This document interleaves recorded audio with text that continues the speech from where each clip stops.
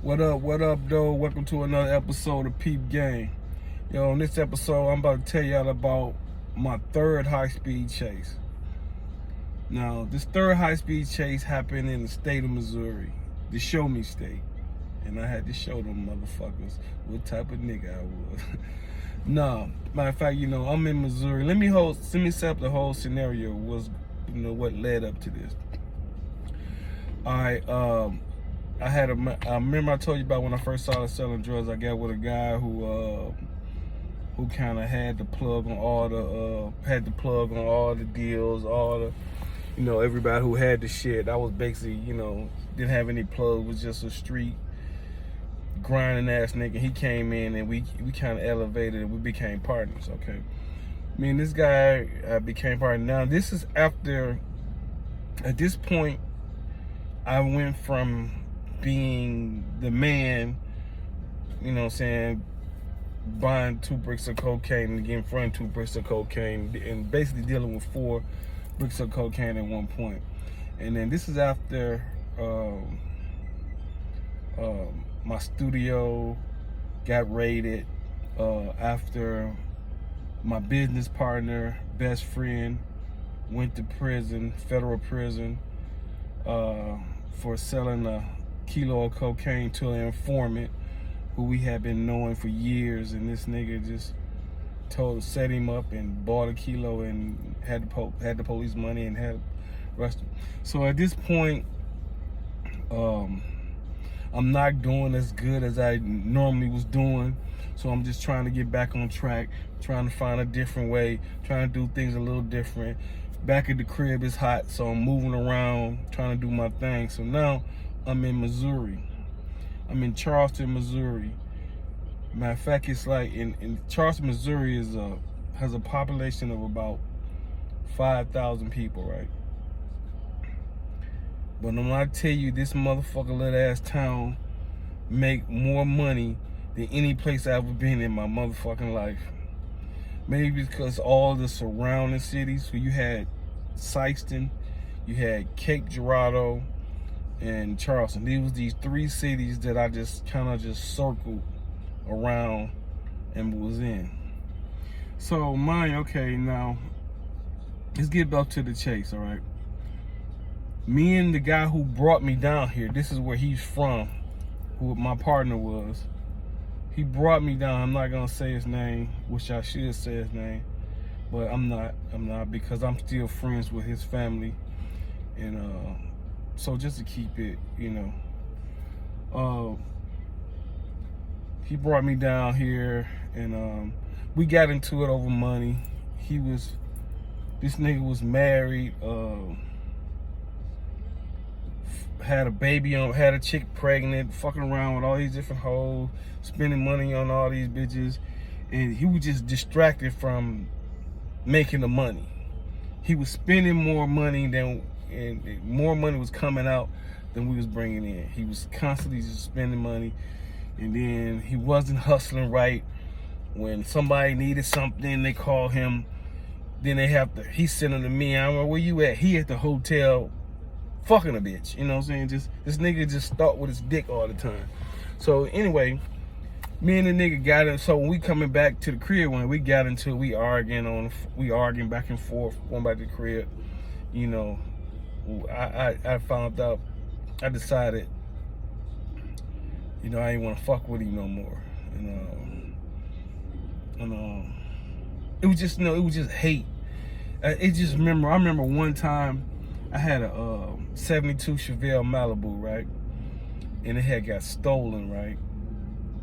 This is how I knew this nigga was a hater, right? And at this time we cool. So I remember we meeting this guy, finna, handle our business, whatever he probably get from us, whatever. So he get in the car, he see me in the car, he's like, dude, what up? Hey man, he asked me, hey man, whatever happened to your Chevelle? Cause everybody knew my Chevelle. I had a emerald green Chevelle Malibu with the white rally stripes, right? So it had my car had got stolen, right? And he didn't know this, but my homeboy knew this. Well, my supposed homeboy knew this. So when a guy asked about it, this nigga just break out in a hilarious ass laugh. Like, it was so funny to him that somebody asked me about my car that was stolen. And I'm just, this nigga, when I tell you this nigga laughing, choking, coughing so hard just because this dude asked me whatever happened to my car, this nigga just busts out laughing. I'm looking at this like, damn, what the fuck is funny? Anyway, I'm just trying to just, okay, so anyway, that was just some hating ass shit to me. So now we arguing, we not partners no more. So now I'm deciding to go back down here because now I didn't develop relationships with people. I done got my own people. I got me a place to stay in these 3 different cities. I got a spot to stay in each different city, right? So he get wind that I'm down there. He like, oh nigga, you gotta go. You can't stay down here. I brought you down here. This is my shit. I'm like, nigga, what? Nigga, you don't run shit, nigga. You know, so I got my own people. I don't need your people who you got. I done developed my own clientele. Anyway, so we arguing back and forth. You know, he talking shit, this and that. So now he kind of mad that I'm down there and I'm doing my thing. So in this particular little town, which is Charleston, where he was staying at and where most of my business was at, I was staying in Cape Girardeau, Missouri, which is where Southeast Missouri State is at. It's like a college town. So this is where all his family at, and you know, basically his home base. So, you know, I'm like, and I ain't trying to step on his toes. I'm like, I got my own people, but I had people in that town who would rather deal with me than deal with him. So what I would do, I would just drop shit off there and I'll leave and go handle my business other places. So this particular time I dealing with this one guy. To this day, I don't know, was he working with the other guy? Anyway, I gave him a call, like, I'm on my way in town, about to drop you off something, handle this business. He like, cool. So I tell him, before I get all the way into town, I stop in his trailer park. It's right outside the town. I stop there and I call him like, yo, I'm here waiting on you. Come on, boom. I got about a couple ounces and 8 bars and grams or whatever. And I got maybe an ounce of weed bagged up in sacks. So this guy's finna sell all this for me, you know, and make him a little something off of it. I'm gonna drop it off and I'm gonna leave. So I'm sitting there in this parking lot of this trailer park waiting on it. It's taking so long. So I'm probably like, bro, hey man, what's going on? Why are you taking so long? Like, oh yeah, I'm on my way right now. I'm coming. I had to find a ride, this and that. I'm like, all right, so cool. So I'm like, so I'm sitting there. So while I'm sitting there, I see a police car pull into the trailer parks. And I'm like, oh shit. So then the police car drive up to where I'm at, drive over to me. Pull up like, hey, what you doing? I'm like, oh, I'm good. I'm just waiting on somebody. He's sitting there, he looking at me, then he get out. He says, can I see your license, registrations? I'm like, why, man? What'd I do? Did I do something wrong? I just want to check you out. I said, well, I don't see why I need to give you my license and registration. I'm just sitting in my car waiting on somebody. Now I need to see it. So, boom, all right. Mind you, I got a 40 cal. I got a gun in the car. I got about 2 ounces of crack cocaine, and I got an ounce of weed. All this is in the car with me. So I give him my driver's license. He run my driver's license. Everything come back legit. He say, yeah, okay. License come back, but why don't you just step out the car for me? I said, no, man, I'm not stepping out the car. He said, why not? I said, because you have no reason for me to step out the car. He's like, nah, I want to check you out. I want to check you out.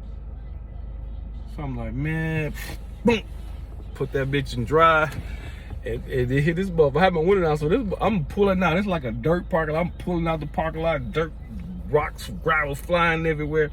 He running inside the car. What are you doing? What are you doing, country ass cop, right?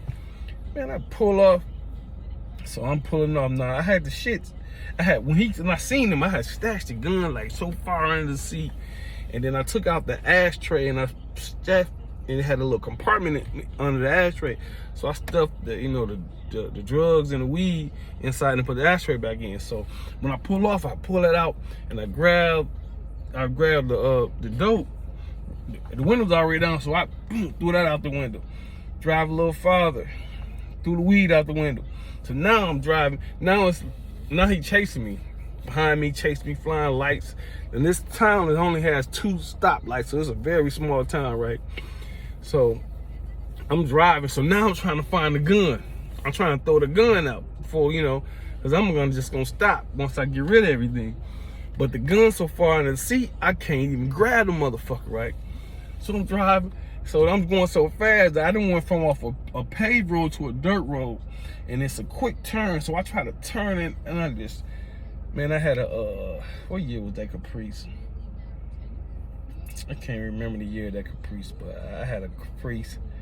And I ran right into that tree, smashed that motherfucking car out, totaled that motherfucker, right?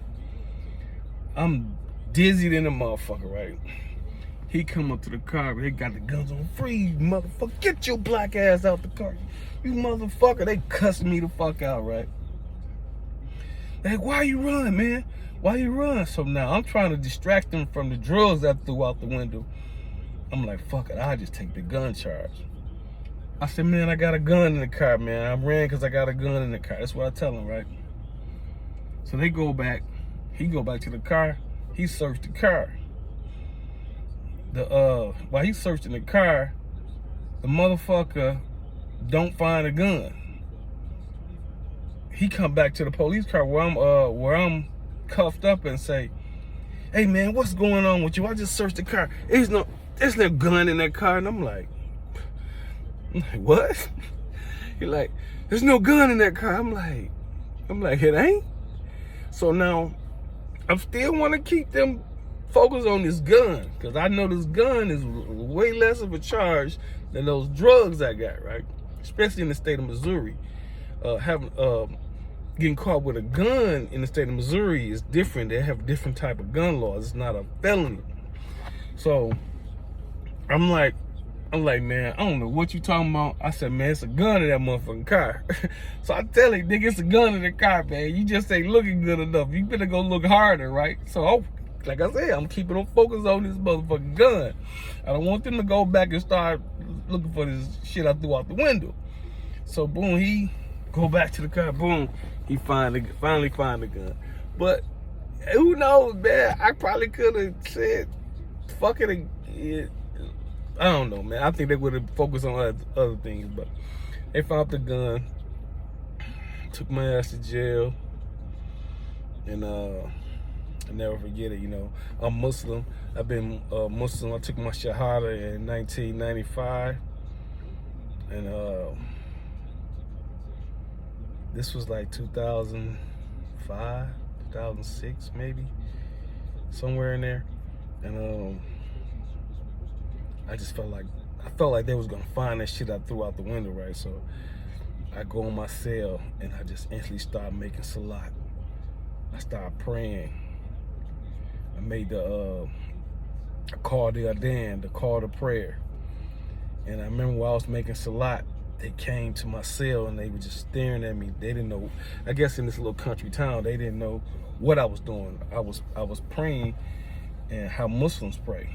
So they watch me, they calling my name. So when you praying, you supposed to not let nothing distract you while you praying. So while I'm praying, making my rakats, and I'm just ignoring them. So they just slide the paper in the cell, right? Because I'm not answering none of their questions. They trying to talk to me, but I'm study praying, making my salat. I'm not gonna stop. I'm not gonna stop until I'm finished, right? So when they walking out, say, well, some good news and some bad news. And he slid it up under the, he slid the paper in there. So when I got done making salat, prayer, I grabbed it. They didn't find none of the drugs, thank God. But they were charging me with, they wasn't charging me with the gun, they was charging me with receiving stolen property. But no, possession of stolen property. The gun that I had was a stolen Michigan State Police trooper gun. Somebody had broken his house and stole this gun. So I had a stolen state police officer gun in the possession of a state police officer issued firearm. So they didn't charge me with concealed weapon. They just charged me with receiving stolen property, which is a misdemeanor. And they also charged me with fleeing and eluding too. So, and I had, but I'm like, that ain't shit, it's not a felony. I think the fleeing and eluding was a felony, but I ended up later on. I got a lawyer, good ass lawyer. I ended up got the fleeing and eluding dropped and pleaded to the receiving stolen property. Had to pay a fine, and then they told me I couldn't come back to the state of Missouri for a certain amount of years. They said, hey, nigga, you can't come back to the state of Missouri. You can't come back. No, I couldn't come back to that particular county.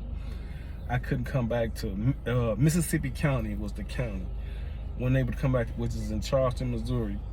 Wasn't able to come back to that for a certain amount of years. I forgot what it was, but I wasn't planning on ever coming back there, no way. But yeah, that was the first time I got caught with the high-speed chase. And then when I got my lawyer, he was investigating the case, and he would say, it was a small town, everybody knew each other. So he said, man, apparently you were set up. I said, what? So I'm thinking the dude that I called to come to find out, when I called him, he was riding around with a guy who was friends with the guy I was beefing with at the time. So every time I call, he tell him, my boy back in town, he got a little hookup for me. I gotta go meet him. So he telling him this, but the guy I'm beefing with, he got a hit out on me in this town. He telling people if they see me, he'll give them a ½ ounce if they shoot up my car when they see me. So now this guy, he trying to cash in on this ½ ounce. So he calling the nigga that put the hit out, telling him, yeah, he in town. He's such and such and such. He's at the I'm riding with old boy. Old boy said he over here. So now my enemy know where I'm at. So my lawyer said that someone called and told them there was a suspicious vehicle parked at the trailer park that had guns and drugs in the car. So this nigga sent the police to me. Yep, sent the police to me. And this nigga from my hood. And to this day, me and this nigga's not cool, you know what I'm saying? The nigga was trying to damage my name. They had me, like, this is a small town. They had me on the front page of this newspaper of this town, saying Michigan man arrested here with possession of a Michigan State trooper firearm. So he's like a big deal. So he going around showing everybody the paper, like in this little town. Yeah, you see your boy, you see what happened to your boy, right? He going around advertising shit, telling people my government name, all kinds of shit, because didn't nobody know my government, you know what I'm saying? He's showing them, yeah, this is his name right here. This, and it was just some bitch shit, dog. Some real bitch shit, police shit. And a lot of y'all niggas know who I'm talking about. But like I said, I'm still friends with his family, stuff like that. And I left the shit alone because it could have got left. Actually, some other shit happened too after that, but I'm not gonna talk about it on this time. We'll talk about it another time. But like I said, it's a thin line I wanna cross with that, because like I said, I'm still very close to his family, and they're like my family. So we decided to let that shit go. But yeah, so make sure y'all like, subscribe, and share these videos, man. Come on, I'm trying to get my YouTube channel up, back popping. I need y'all to subscribe. People have been subscribing, but I need more. You need more. We need to keep going. So until then, always peep game.